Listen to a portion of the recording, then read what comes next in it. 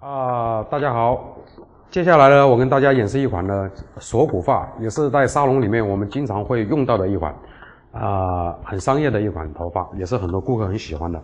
好，首先我们先看一下这个分区，这个分区还是很简单的，还是一个前后分区。中心线打开，左右分区一分开，再把前后分区一分开就可以了。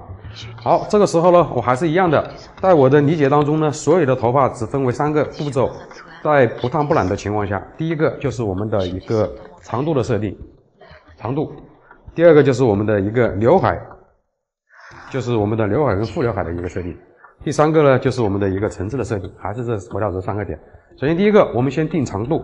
那定长度的时候呢，我们首先要知道一个问题是，从前面开始去定长度，这样我们会看得更加的清楚一点。从前面开始去定长度啊。好，首先第一个，上下分区分开，我们把前面的头发去把长度定好，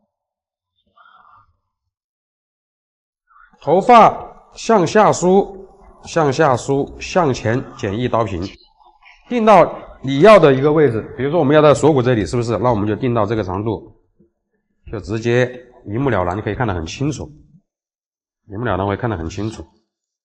定到这个长度，你看，很容易就定到我们这个长度了。好，如果这是我们要的长度，在这里，因为我等一下要做造型的，所以我在头发去弯起来的时候，刚好是在锁骨这地方，所以在直发的时候呢，我是把它定到锁骨以下一点点，是这样子的啊。好，那我觉得这个长度可以，那我们开始第2片，跟下面的头发去做一个连接。同样的，头发向下梳，向前带，剪前面的1刀平，看到前面的导线，直接去把它剪掉就可以了。看到前面的导线，好，这是我们剪的1刀平。整个角度呢，一定是向下梳，往前带，剪1刀平，不要去把头发移动去带，因为你的头发去移动去带的时候呢，你这边带了多少度，跟你站到那边的带了多少度，你肯定很难去平衡。所以我们的角度一定是尽量去偏0度带下来。好，当我们这里头发剪完了之后，再开始一个 C 型的梳理，去把里面的内角去剪一下 ，C 型梳理梳过来，把里面的内角剪得更干净一点点。好，再把头发梳下去，你会看到这一条线呢，看得特别的干净整齐啊，特别的干净，这样子我们的头发就比较干净了。好，这一半就剪完了，开始这一边的头发，同样的跟上去的头发是一样的，还是一样的，上下分开，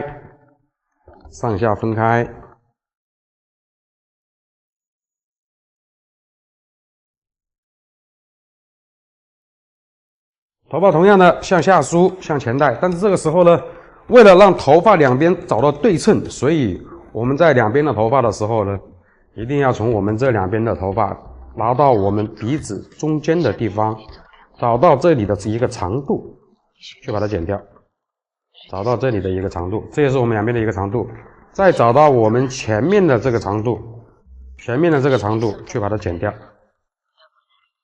好，这个时候我们就有了一个设计点。有了这个设计点以后呢，我们再开始去做它的时候呢，我觉得特别的容易啊。好，同样的，看到我的角度，我们给一个侧面的特写，看一下角度啊。从我们头发向下梳，看到没有？向前转，找到这里的一个长度之后，一刀下去就可以了，这样子的话，你两边的平衡点呢就是一样的长度，好，继续我们的头发第2片。同样的向下梳，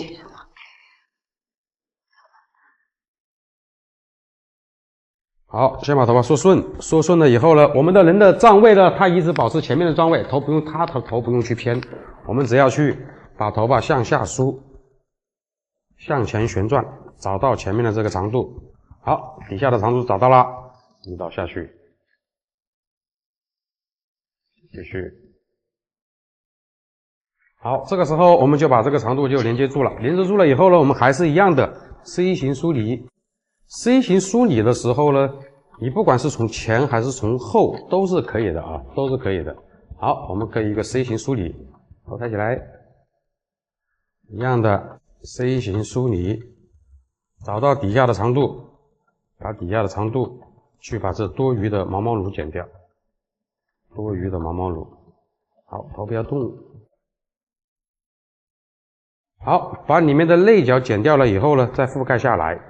这个时候你会看到头发的长度呢，两边是一样的，剪的一刀平啊，一刀平。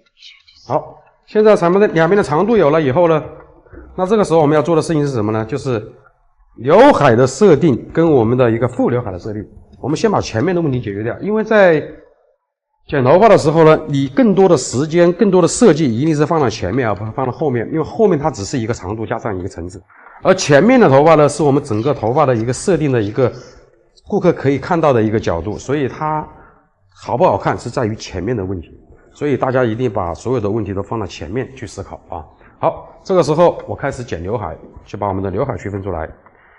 这位模特的额头它比较短，它不是特别高，所以它的刘海呢，我们还是会选择一个长刘海，分开的刘海。看一下这个分开的刘海，我们怎么去修剪。好，我们还是一样的，把我们的主刘海分出来，主刘海分出来。主刘海在我上一个视频上我已经说过，是从我们的顶点或顶点以下所有的地方，是我们的一个主刘海的一个深度区。那这个深度区呢，是不是决定了头发的一个厚度？大家一定要注意这个问题。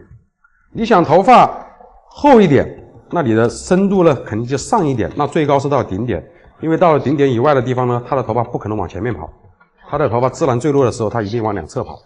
所以我们用我们的深度来决定了我们的一个头发的发量的量感，而不是靠去打薄，去把这个刘海打得很碎。比如说你剪厚了以后呢，你就把头发就打得很碎。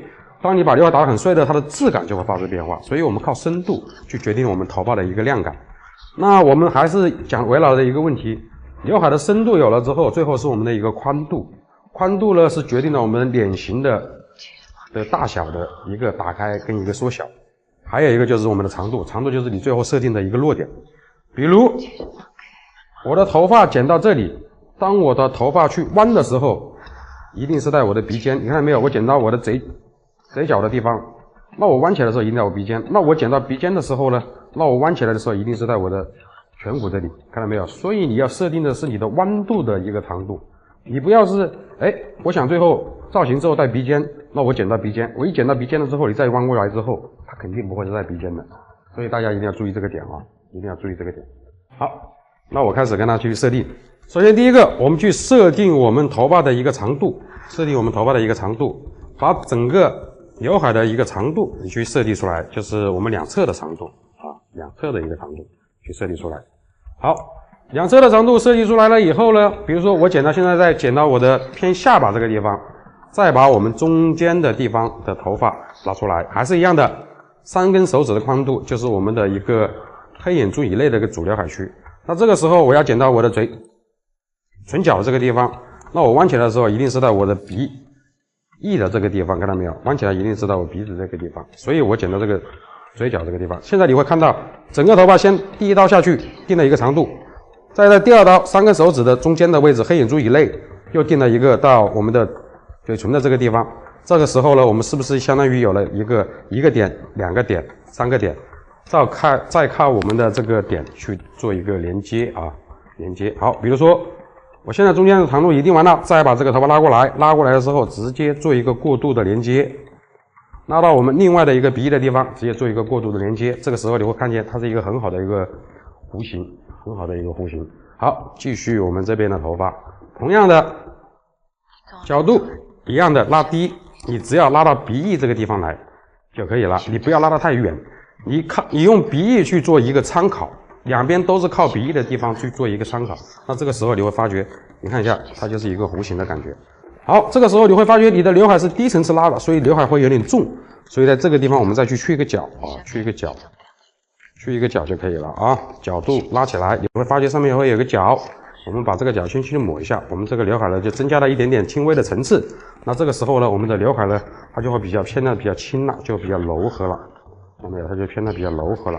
到这个时候呢，我们的刘海呢，它可以变中分的，偏过去，它也可以，比如说偏分的，都是没问题的啊，它也是可以做偏分的，都是可以的啊。你看，都是可以的，都是可以的，偏分也行，中分也可以，都可以啊。记住我们的长刘海的修剪方式，其实很简单的，不用搞那么复杂啊。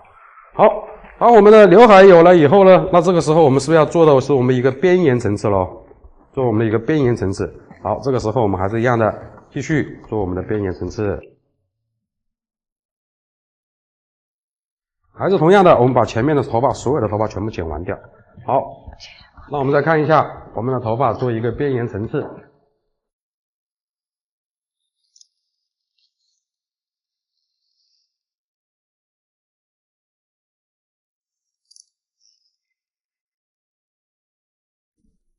现在这个地方的起点已经有了，我们现在是不是以这个点呢？还是以这个点为主啊？还是以这个点为主？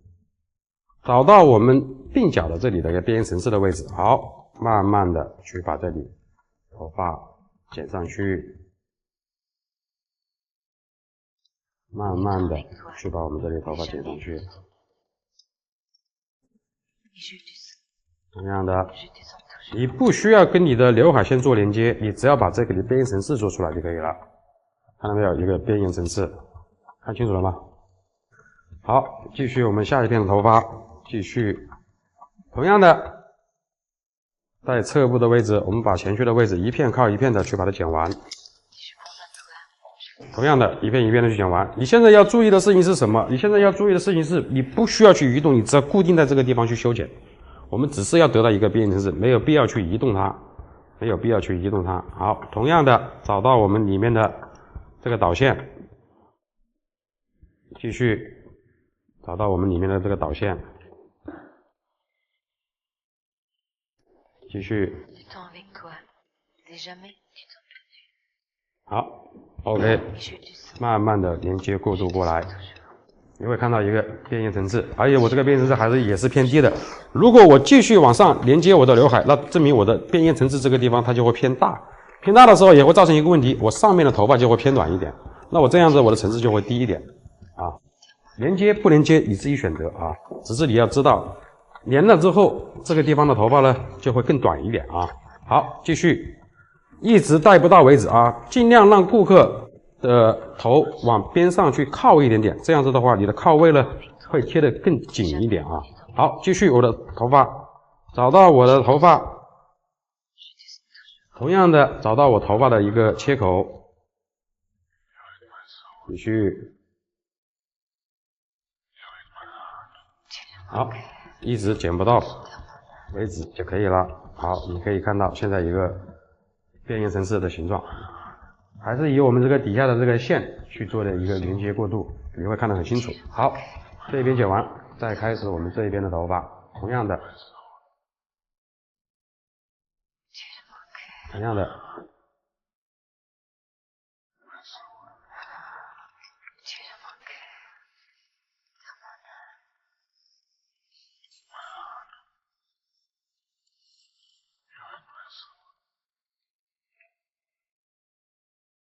好，再开始我们这一边的修剪，同样的方式，一样的斜向后分区，把我们的边层次同样的是拉出来，找到我们这个地方的一个起点，这就是我们的一个起点，找到我们这里起点，这里起点是不要动的，第一刀下去，好 ，OK。为了把两边做到平衡，所以第二刀的时候，我们从上面的这个长度开始。为了把我们头发两边做到平衡，你看这是第二刀。那我这里是不是起点？这里是不是终点？中间直接拿掉就可以了。这样你会造成呢，两边呢就比较平衡。有的时候你在剪这边的时候，慢慢剪过去的时候，你会发觉，哎，好像把这边上面的头发又剪短了一点点，你就去做连接。这样子的话，你就会避免了这种现象。好，这是我们的第一片就剪完了，开始我们的第二片。同样的，第二片的位置。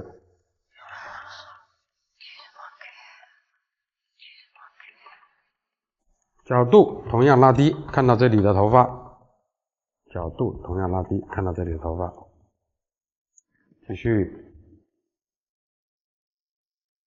慢慢的找到你的切口的地方，慢慢的去把它剪掉。好，这个时候你会看到我们第二层做了一个过渡的连接，第二层做了一个过渡的连接。好，最后一层头发，同样的把它梳过来，梳过来。好，头往那边轻轻侧一点点。好，再开始我们的头发，同样的角度，同样的提升啊，你不要去移动它，你只要去把头发连接掉就可以了，慢慢的去连接掉就可以了。好，慢慢的连接过来。好，这个时候你会看到我们侧部的这个边缘层次的头发就全部剪掉了，你会看到是一个低的层次，看到没有？看得很清楚的一个低的层次，边缘层次。好，当我们的边缘层次全部剪完了以后，对不对？我们的长度有了，刘海有了，边缘层次也有了，这个时候我们是不是一个层次的问题？再开始我们的一个层次，同样的把整个头发看到没有提起来，因为我们在低角度去剪的时候，边缘层次这个地方会比较重。所以在这个地方呢，我们开始把边缘层次增加一个层次。所以在这个地方的头发呢，角度往前拉，往前拉，同样的往前带，带了之后，看到上面也会有一个角，看到这个角，把这个角剪掉。这个时候你会发觉你的边缘层次去了这一个角了之后，你可以看一下这边的头发就特别的柔和了，看到没有？特别的柔和了。那你没有去角的位置的时候，你会是不是看到头发还是特别的重？就去了这么一点角，你就会发觉你的层次增加了层次了以后，你的柔度就不一样了。好，同样的，那我们这边就会比较厚，那我们开始这边的修剪。角度同样的提起来，我们在这个角度上面，你可以看到，按照骨骼的角度来说的话，这个角度。按照前屈骨骼的角度来说，这个角度已经是90度的一个位置，我们就去了一个角，对不对？按照顶部来说呢，它就像一个45度的角，我们只要记住，你拉到前面的位置去把它去掉就可以了。其实你不要去想太多的一个角度的问题，你只要把这个角去掉就可以了。有的时候你想太想角度的问题的时候呢，你会发觉一个问题，就是你剪头发受了很大的限制。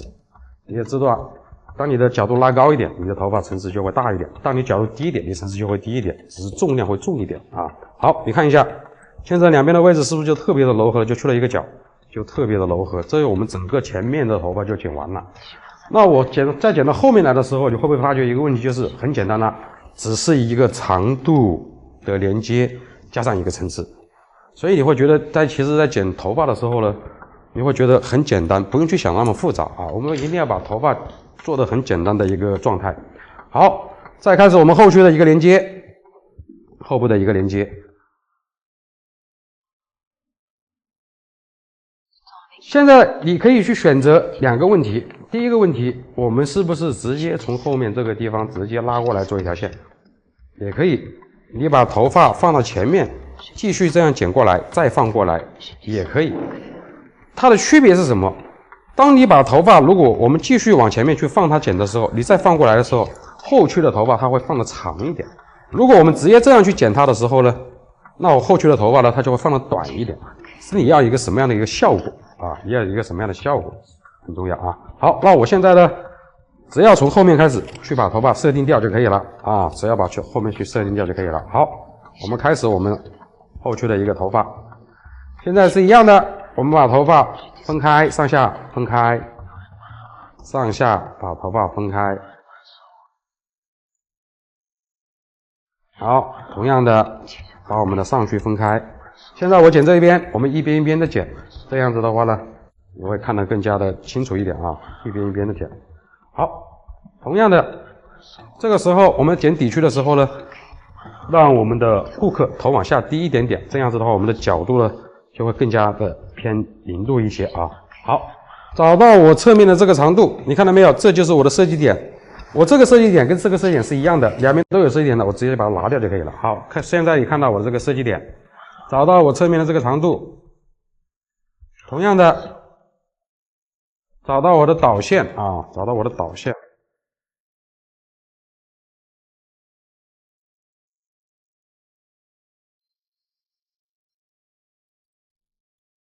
好，找到我的这个导线，看到我这里导线看到了以后，就直接把它切掉就可以了。好，第一刀，在剪底座的时候呢，你不需要去把刀剪得太大，你主要是把底座先剪好，上面的直接做连接就可以了。好，慢慢的过渡过来，继续，看到慢慢的过渡过来，你看是不是慢慢的过渡过来？在我们剪锁骨的这个长度的时候，不是偏长发的时候，这属于是中发，我们尽量去把头发呢去剪到的偏方一点点，不要剪得那么圆，因为头发带短带长的时候偏圆形还会比较多一点。如果在头发偏短的时候呢，锁骨发这个位置尽量是偏方或者是偏方，再抹一点点圆形，就是半圆形，这样会比较好看一点的外轮廓啊。好，现在我靠了这个地方的连接的一条线，看到没有？就把它剪完掉了。剪完掉了以后呢，我们再开始上去的头发，同样的还是上去的头发去修剪它。你看这样子是不是剪头发你会觉得很方便？长度是长度，层次是层次。我们先把我们的底座的位置先打好。好，这个时候一样的，看到我下面的导线，直接做一个连接就可以了。看到底下的导线，直接去做一个连接。同样的，看到我们下面的导线，直接做一个连接。继续，我们的头发做一个过渡过来，你会发觉慢慢的就过渡过来。好，看一下我们这里的头发也是一样的。好，我们最后一层，我们慢慢把头发缩顺。好，同样的角度也是一样的，看到没有？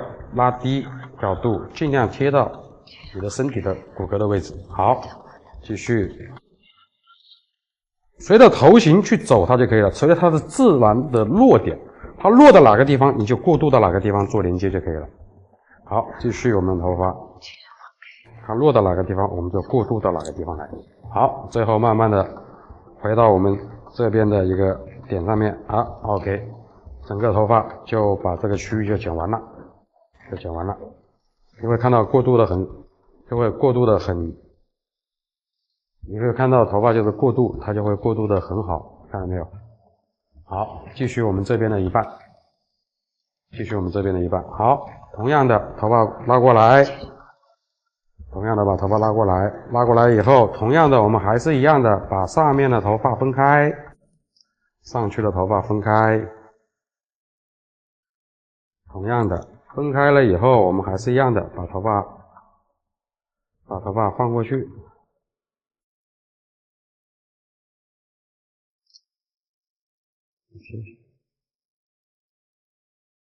好，我们还是一样的，把头发缩顺了以后呢，还是一样的，把头发缩顺了以后，我们再把头发呢，慢慢的放过去。好，同样的，你会看到一个问题是什么？是不是我们把这边的头发剪完了以后呢，你会发现，这是我们的一个起点，这是我们的一个终点，是不是把这里直接拿掉就可以了？是不是会觉得很简单？就这样子。好，同样的，我们开始我们这边的修剪，慢慢的延伸，从我们中间的位置开始，慢慢的延伸。同样的，找到侧部的这个长度，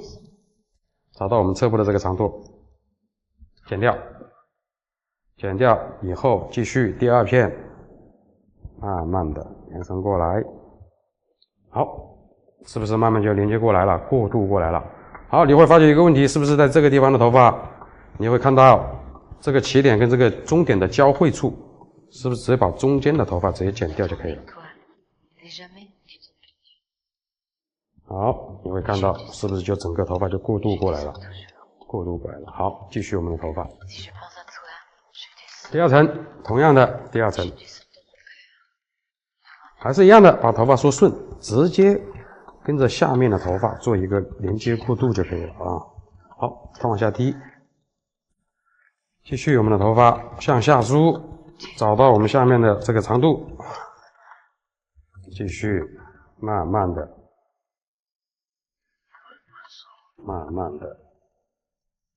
去把它给收掉。好，继续我们的头发做到过渡的地方，同样的做到我们过渡的地方，找到我们这里的过渡的这个地方，剪掉。好，这就是我们的第二层的位置就剪掉了。好，最后一层，同样的，找到我们最后一层的地方，随着头型慢慢的找到它的自然坠落的地方，我们跟着自然坠落的地方去修剪它，就 OK 了。继续找到我们头发自然坠落的地方，去修剪它就可以了。好，继续。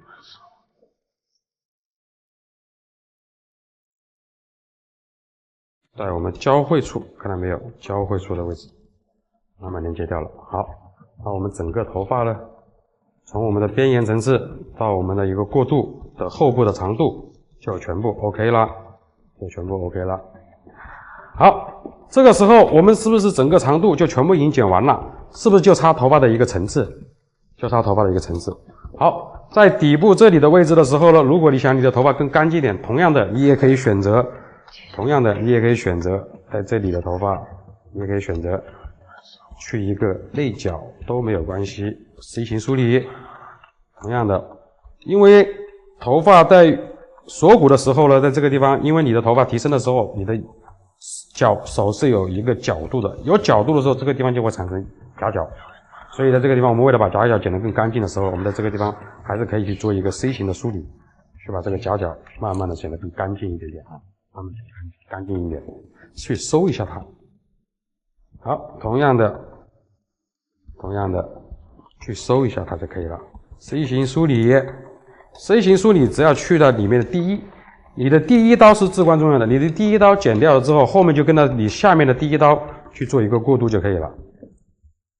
好，你只要梳出来之后，看到这个地方有个夹角，你就把它梳掉就可以了，收一点点，你不要收太多，你就收那么一点点就可以了。好，继续我们头发一样的 C 型梳理，用手看到没有？我们用手的发片，你也不要用梳子这样去梳到这样去做它，那样子的话你也做的不会特别的均匀啊，所以我们还是用手会比较好一点。角度拉低，剪掉就可以了。好，继续我们的头发，同样的继续角度拉低，你看是不是有一个内角，就把它收掉就可以了。好，整个地方的头发我们就把底下的角收完了。这个时候你可以看一下，我们底下的头发就会比较干净，好，把底下的底部的位置收干净了以后，我们是不是就是在上面产生一个层次就可以了？层次还是我说的，从我们的最高点落到我们的长度中间的位置，还是下面的位置，看到没有？是产生的头发的层次。所以它现在我们的沙龙里面，我们剪的任何头发还是会以低层次为主，所以我们还是以低层次为主啊。好，再开始我们的层次的修剪。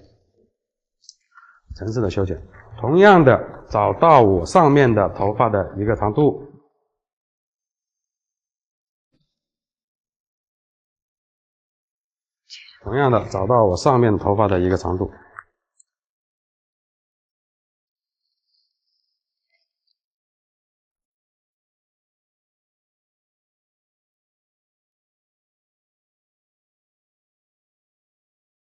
把发丝真够。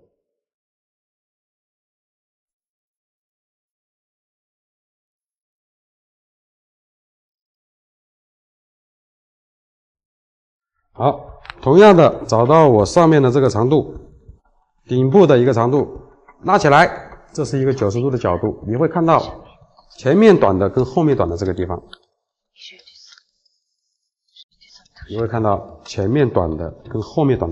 把中间的头发拿掉就可以了啊，好，同样的，我们把头发梳起来，手指偏弧形，找到这个长度的位置，前面长度的位置，慢慢的去把这个地方抹圆掉，还是一个圆形的切口，但是后面的长度你还是保留在，你看，还是一个弧形的切口，短的只把中间的这个角去把它抹圆掉就可以了，好，这是我们的第一层。好，我们看一下我们这里的头发，当我用了这个长度去剪掉了以后，你可以看到我们的头发的落点是不是只有这么多层次？这是我们湿发的状态，但是在吹干了以后，再去了量以后，它是不是再去收一点点？这是不是一个低层次？如果是放到这里的时候，我们是不是一个高层次了？如果放到这里就更高层次了。那我们放到这里是不是高层次？那我们从这个一半往下走的，是不是都叫低层次了？那这个落点就 OK 了，是你要的你就 OK。如果觉得你这个地方觉得还低，你可以再高。所以，但是你要去思考一个问题是，我这整个头发我还要怎么样子去量，还要吹干的，所以它还会往上收，这是你要去预判的一个问题啊。好，当我们这一片剪完了之后，继续我们的第二片的位置，同样的，按照开始的这个方式，切口去修剪，但是我们的角度是不是随着头型去走？头顶这个位置啊。好，继续看到我们这里的导线，两边的导线都一样的。走圆形，慢慢的去把它切掉，慢慢的去把它切掉，走一个弧形的切口，慢慢的去把它切掉。好，弧形的切口，继续，慢慢的，同样的方式，同样的方式，好，随头型一个点去放射一个圆形随头型就好。继续，角度拉高，看到没有？是不是看到两边的长度中间有个角？同样的方式，一定要注意了，一定要注意，在这个切口上面一定要偏圆形。为什么我说老在说你的切口是偏圆形？偏圆形，它的头发中间是有量感的，头发它就不容易翻着跳起来。如果是你剪直角去除直行的切口，中间的量感是被拿走的，所以头发就容易什么？里面短，外面长，所以它就容易飘起来一点。当然，两种切口都是可以的，你是要饱满呢，还是要把量感拿走掉呢？你自己去思考你自己去考虑你想要的结果是什么。好，同样的角度拉高，角度拉高，同样的角度拉高。好，找到我们这里的长度，切圆掉，切圆掉。好，最后一片在我们中间过渡的地方，最后一片头发在我们中间过渡的地方，同样的角度还是一样的90度拉起来，90度拉起来，这是我们中间过渡的一片过渡的一片，过渡的一片基本上没有多少剪的了，看到没有？没有多少剪的了只要把它抹一下就可以了。好，整个这一半就被我们剪完了。你可以看到，在我们剪掉的这一半的位置的时候呢，头发就会比较轻柔很多，但这边的头发还是会很重，这就是你去了一个角跟没有去层次的区别好，继续我们这里的头发，同样的延伸过来，角度拉高，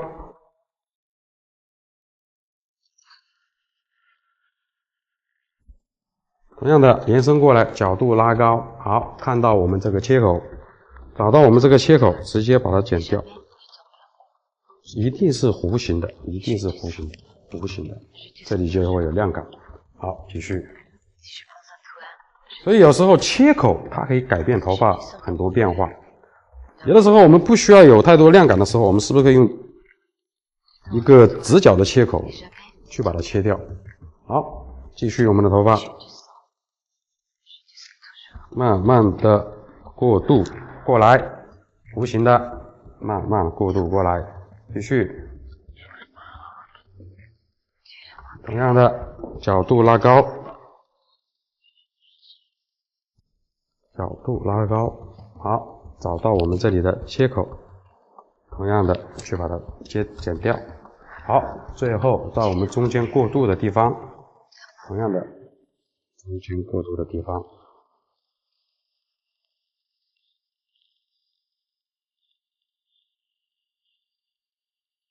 中间过渡的地方，好，最后一点点角了，慢慢的抹一下。好，我们整个上面的头发的层次就有了。就有了。再开始我们中间的位置，中间的地方，同样的，把头发按照上面的方式是一样的，随头型，但是我们的角度是提到一个90度的位置，平行拉出，你会发觉一个问题，中间是不是会有多余的这一点角？如果我现在平行拉出，中间把这个多余的角拿掉之后，我是不是也造成了我这里的量感又会变轻一点？所以我们在这个地方去角的目的是什么？就是为了让我们的下面的头发产生更轻柔的感觉。好，同样的，你把这里的角轻轻的抹一下，还是一个弧形的切口，弧形的切口好 ，OK， 这是我们中间的位置。继续，随着头型慢慢的移动过来，随着头型慢慢的移动过来。同样的，头发拉出来，好，找到我们这个地方多余的角，慢慢的走弧形。你的手一定是弧形的，这样你的切口才能弧啊。好 ，OK， 继续，慢慢的移动过来。同样的，垂直拉出。好，你会看到有一点微微的角，把它抹掉。好 ，OK。再来，我们耳后的这一片头发的时候，你一定要注意了。耳后的这个片头发的时候，我们还是平行这样直拉出来的时候，是不是很容易破坏我们的外线的重量跟我们的长度？所以在耳后的这个地方的头发呢，一定是什么样子？角度稍微拉高一点点，角度稍微拉高一点点。好，我们只要做一个过渡，角度稍微拉高一点，这样我们保留我们下面的长度跟我们的重量啊，这样呢就不会破坏我们的外线了啊，就不会破坏我们的外线。好，这个时候看一下是不是我把这个地方剪了之后，这个地方就会更加的轻柔一点点，这个地方会更加轻柔一点点。好，继续我们这边的头发，同样的平行拉出。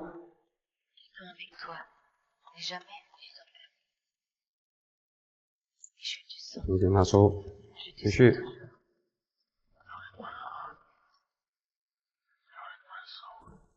平行拉出，看到我们这里有角没有？把角轻轻抹一下。好，继续我们的头发，慢慢走过去。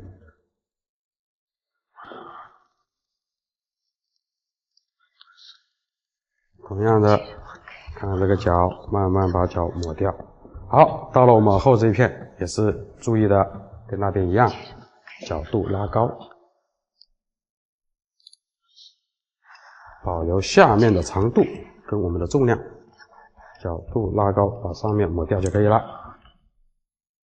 好，整个头发的层次就基本上就剪完掉了。当然，我们是不是还是可以继续往下面这样去继续去这个角呢？角度拉低，你会发觉这个底下还会有一个小角，看到没有？还会有一个小角。那这里剪不剪呢，就取决于你。剪了之后，这里的头发就更柔和；不剪，这个地方更重。当然，我希望我的基座重一点，所以我不想去这个角了。好，那我们整个头发的长度、层次还有刘海就全部剪完了，加我们边层次啊，就全部剪完了。大家可以看一下整个头发的一个架构的一个层次的感觉啊，一个层次的感觉。好，那我们接下来呢？那我们接下来就把头发吹干，吹干了之后，我再跟大家去亮。好，这是我们就是把它稍微吹顺了一下啊，稍微吹顺了一下的一个状态。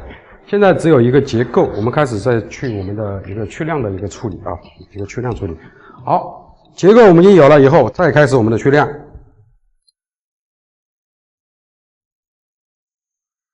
一样的发尾，轻轻的去柔和一下，继续发尾的地方，把每一片的发尾去做一个过渡的柔和。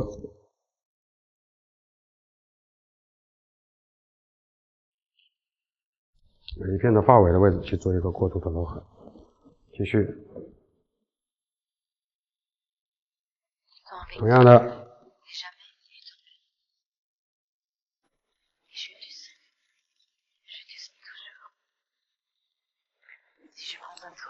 继续。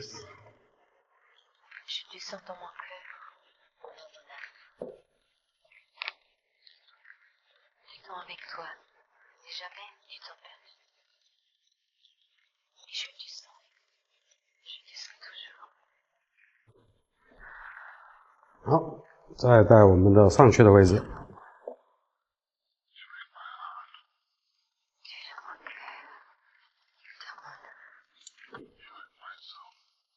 继续，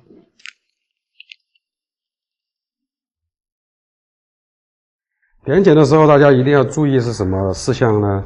就是不要点得太薄，把头发点得太碎。我们还是要有头发有一个整个头发的一个结构感，还是要在里面，这是很重要的啊，结构感还是在里面很重要的。好，再加上我们的刘海的位置，同样的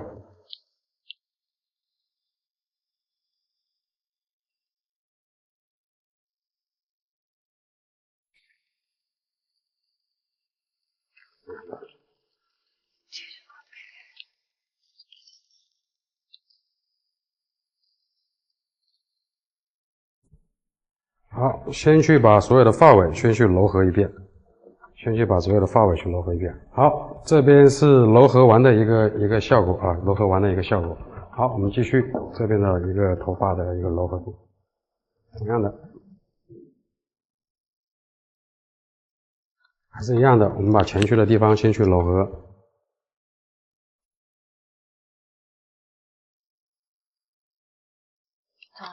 继续。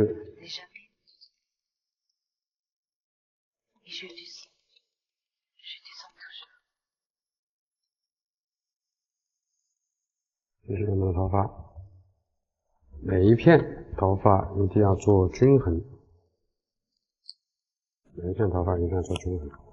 好，在我们顶部的位置。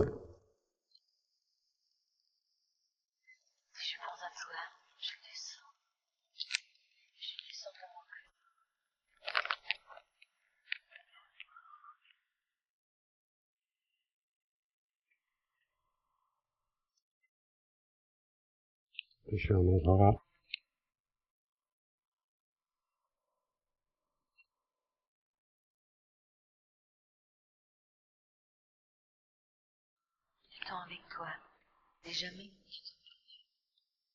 好，再在我们的一个后区的地方，同样的在后区的地方，还是每一层去做一个发尾的柔和。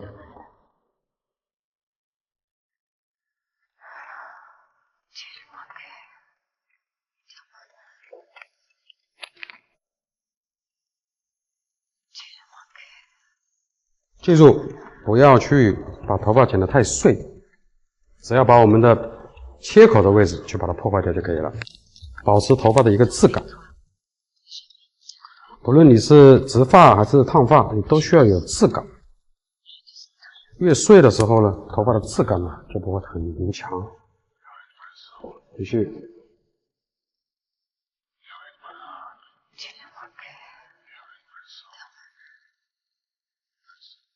同样的角度，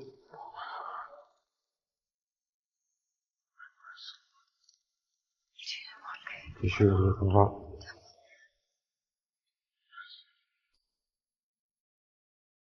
好，你可以看到我们整个头发在后区的这个地方柔和了以后呢，这里的头发会看到很柔和。好，这边还是很重。好，继续我们这边的头发。一个区域一个区域的去操作它。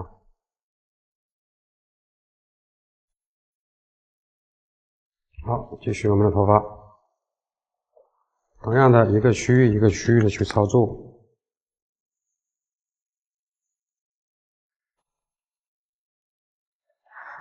继续。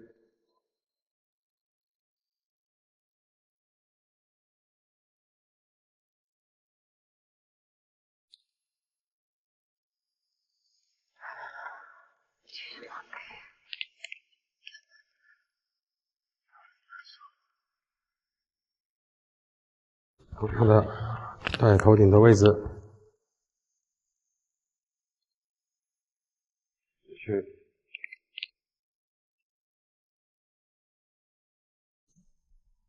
好，整个发尾就全部柔和完了。好，现在我开始用滑剪去做我们发干的位置。我们用点剪的方式把发尾已经柔和掉了以后呢，你会觉得头发哪个地方还会有点偏重，所以在这个地方呢，我们再用滑剪开始。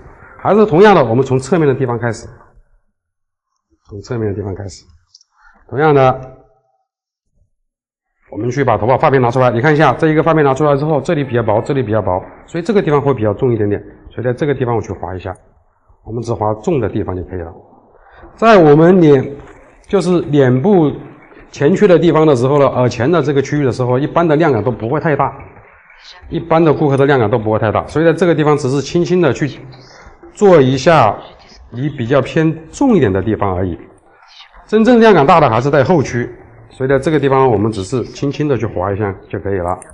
但是我们划的时候呢，你会看到我划的时候呢，我还是以一个从深到浅的一个高层次去来操作它。好，这样子我们的头发呢，就把这里的侧面的位置就把它划掉了。好，在刘海的地方，同样的，在刘海的地方我们同样提起来，同样的从深慢慢的到发尾，慢慢的到发尾，把刘海这个地方去做脱掉，必须我们的头发从深慢慢到发尾。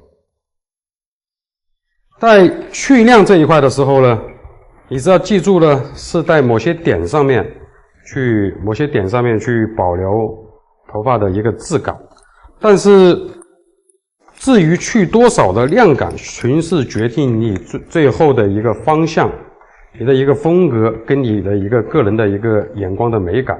你可以厚一点，你也可以薄一点，是在于你自己。好，我们再看一下我们这里的头发，从我们整个头发划掉了以后呢，这里的头发的发干就会更加的透彻一点。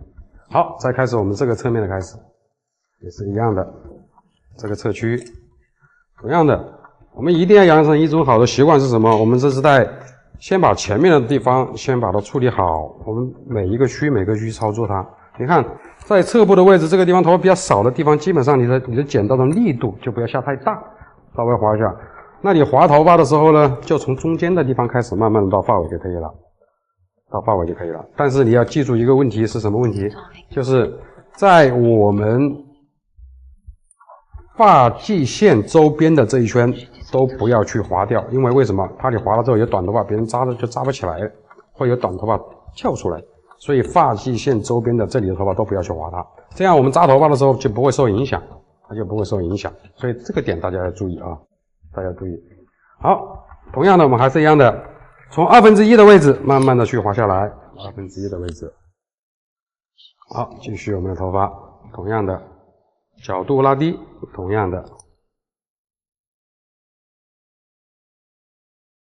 角度拉低，同样的去划它。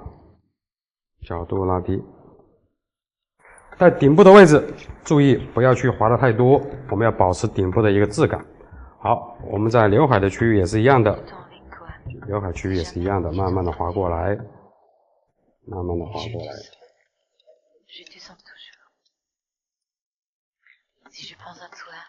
好，把刘海的区域划掉了以后，侧部的位置也划掉了，再开始我们后区的一个方法，同样的1分为2，还是一样的，把层分好。同样的，发际线周边的地方呢，你看一下发际线周边的地方，这里的头发是不要去划它，把它放下来。同样的角度拉低，从高到低，因为你划到低的时候，这里的底部边缘线的这个发际线的地方你是划不到的，所以它不会受影响。从高到低。一片一片的从高到低，1/2慢慢下来，去划一下它就可以了。好，同样的，整个头发在第2个区的时候，这个地方的区的时候呢，是整个头发最厚重的地方，就是在我们头发厚不厚是在这个区上面。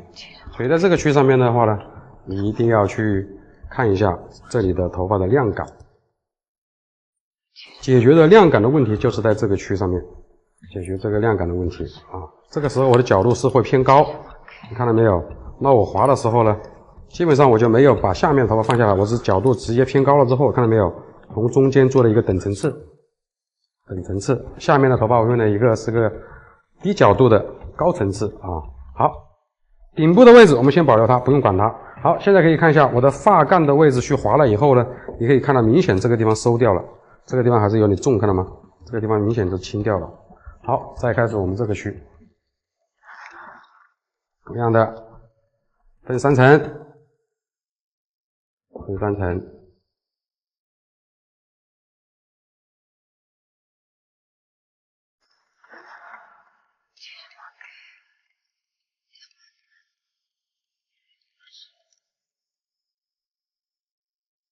同样的。好，发际线周边保留，不要去划它，你可以从第2片开始，这一片开始。同样的，从高到低，你剪一片的时候放过去，不要去碰到它，再剪第2片。有的时候你在剪头发的时候，你老是把这一片剪完了以后呢，你就把这一梳，梳了之后这个地方又重复掉了，再这一梳，好像把这一半又打过来了，就继续去划它的时候，你这个地方的量感处理的就不够很均匀，所以你剪一片的时候，你就放一片过去，这样子的话，你的头发呢就避免了，有的位置划多了，有的划少了，两边的量感分配的不均衡。好 ，OK， 我们开始第二个区，这个点呢，大家一定要注意啊，这是一个很重要的细节。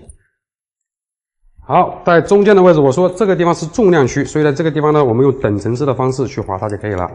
重量区的位置，等层次的方式，看到没有？都在中间的这个点，1/2，中间的这个点，角度90度拉出来，看到没有？90度拉出来去划它就可以了。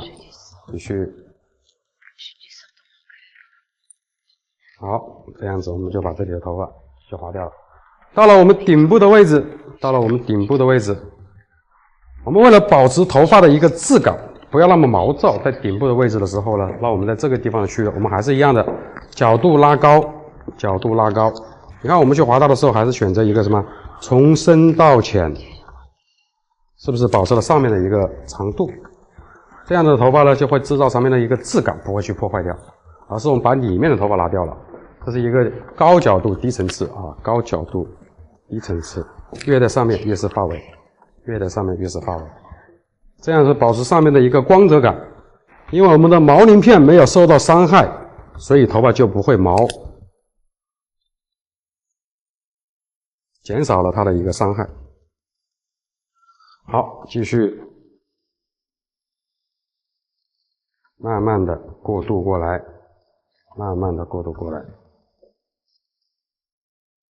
好，检查一下侧面的位置。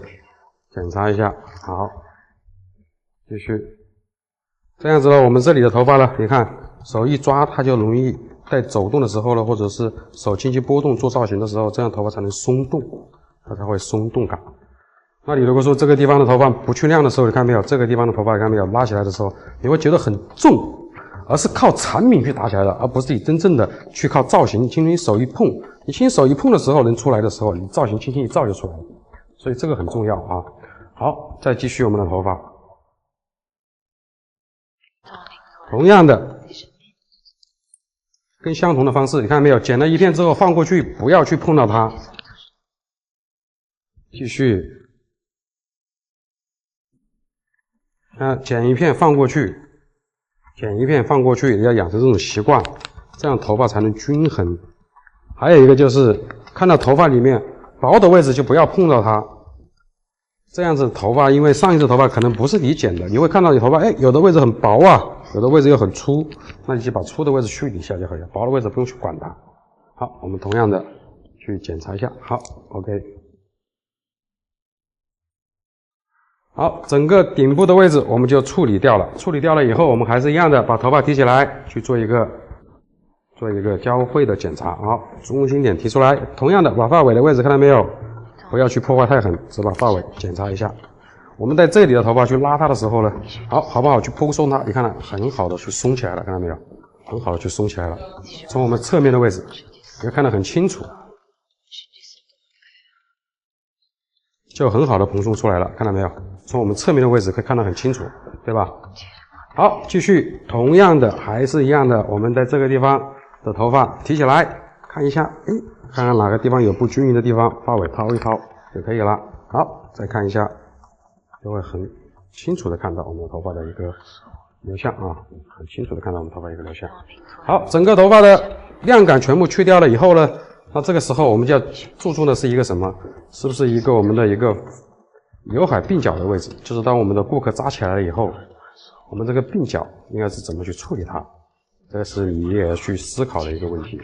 好，看一下，在我们处理鬓角的时候呢，你要知道的一个问题是什么？就是我们鬓角到底不要把这一块的头发全部拿下来，这样太多了，就显得很多。你扎起来的时候呢，你觉得很多，你靠打薄，你一打薄，头发就会毛，对不对？所以我们在这个地方的时候呢，我们一定要是把区域稍微放小一点点，不要放太多，拿到你想要的一个量感就可以了。好，往那边倒一点点，你只要拿到你想要的一个量感，跟到上面的头发，你看没有，做一个连接，滑下来，就可以了，做一个连接的过渡，滑下来就可以了。好，找到我们这里的长度，看到没有？找到我们这里长度之后，滑下来之后，再把后脚这个地方提起来，去把它去掉。这样子的话呢，你会看到你的头发，这里的头发呢，刚好是平行于我下巴这个地方。好，到我们下巴这个地方之后，好，我们这边的头发呢，再处理这边的一个鬓角的位置，还是一样的，我们把鬓角这里的，因为在顾客带头发扎起来的时候呢，我们要去思考的这个因素，所以还是一样的，把头发提起来，同样的找到我们上面的这个连接点，慢慢的去把它划掉，慢慢去把它划掉，划掉了以后，看到你要的长度，只要记住你是在我们下巴这个地方，这样子的话呢，也会看到，我们头发刚好这个角就可以出来。同样的，去感受一下你的头发你的一个厚度跟一个长度是你要去思考的。好，感觉这个地方厚了一点点，慢慢的再去抹一点点角，好 ，OK， 我觉得这个地方差不多了就可以了。在我们的角的位置，一定要把发尾的推得往前冲一点点，一个角度。好，整个鬓角的位置就剪完了。剪完了以后，我们再去检查一下我们的一个边缘层次的位置，轻轻的去检查一下我们边缘层次的一个地方。同样的角度拉出来，看一下角度拉出来，检查一下。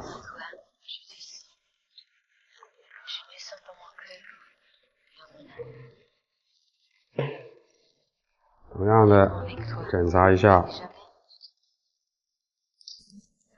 检查，轻轻的抹一下，检查一下而已，不要去破坏它，你只是检查一下有没有多余的毛乳的地方，就把它检查一下就可以了。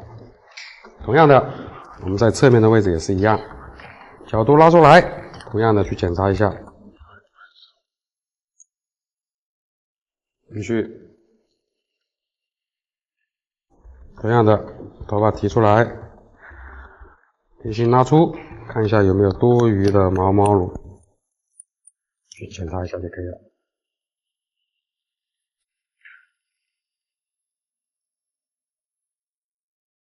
好，整个头发呢，我们的整个头发呢，就大概的层次就全部剪完了，亮感也去完了。